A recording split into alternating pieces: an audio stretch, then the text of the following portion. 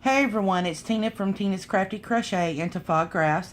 I'm going to show you today how to do the cut and tie method for portrait graphs.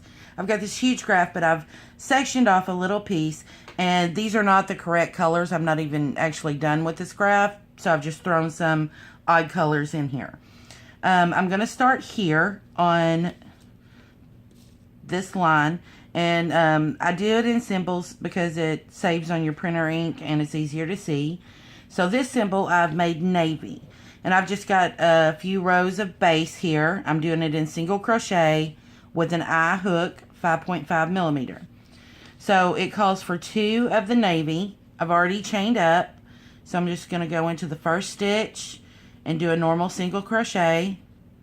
And then go into the second stitch, pull up a loop, and then drop that navy color, because the next one is going to be the camo. Yes, these are odd colors for this, but you know, it's just for demonstration.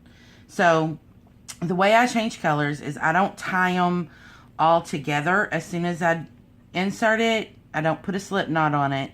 I just take my yarn and I hook it and finish off that stitch. And then I insert it into my next stitch to secure it, flip it over, cut my first color, and then I tie a knot,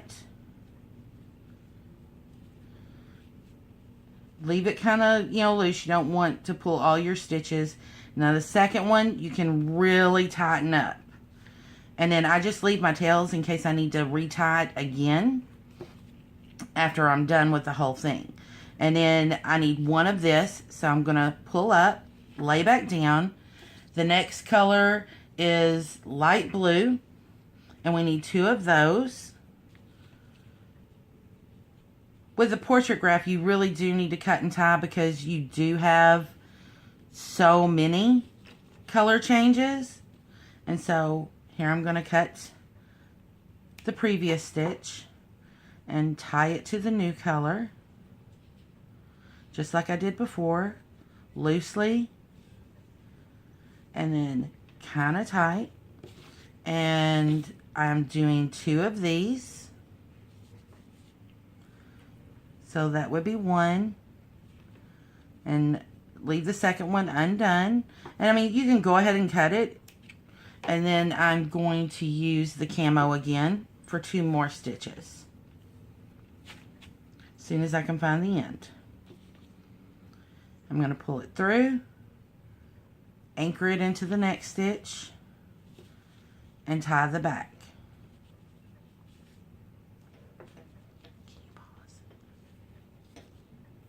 Okay, what I'm going to do is, instead of you watching me do all 4 rows, since you've seen me, add 3 colors, I'm going to do this on up some more, and then I'll show you what it looks like at the end. Okay, so this is what the 3 lines look like with the cut and tie. I just, pulled the end here through. And this is what your back will look like. But once you have them tied, you cut close, but not, all the way to your fabric.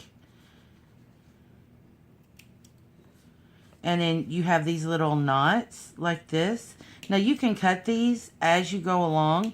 I usually save all mine and just do it all at once and, just set and cut.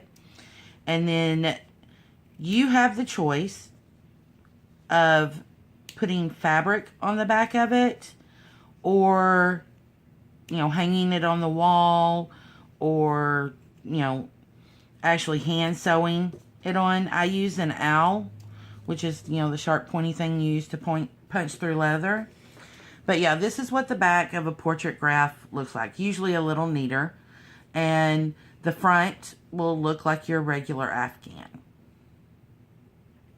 So the next video is going to show you the difference your stitch choice makes when working a Graphghan. So look for that one next. Until next time, happy hooking!